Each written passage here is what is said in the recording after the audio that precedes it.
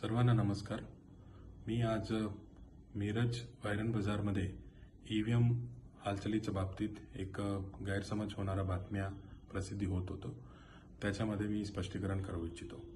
माननीय भारत निवडणूक आयोग यांच्या निर्देशान्वये पोलिंग नंतर ज्या मशीन्स राखीव मशीन्स आहेत त्याला सी आणि डी म्हणतो. म्हणजे सी म्हणजे मॉकपोलच्या दरम्यान बंद पडलेल्या मशीन्स, डी म्हणजे राखीव मशीन्स. म्हणजे ही दोन्ही प्रकारच्या मशीन्स सी आणि डी हे पोलिंगमध्ये म्हणजे मतदानमध्ये वापर होत नाहीये. सदर मशीन्स आयोगांच्या सूचनान्वये पोलिंगच्या झाल्यानंतर आपण सगळे एकत्रित जिल्हा ठिकाणी आपल्याकडे आणणे अपेक्षित आहे. तर त्याच्या अनुषंगाने आज सर्व मतदारसंघाकडनं हा सी आणि डी मशीन्स, मी पुन्हा रिपीट करतो, हे त्याच्यामध्ये मतदान झालेले नाहीये, होत पण नाहीये. सी आणि डी मशीन्समध्ये मतदान होत नाहीये.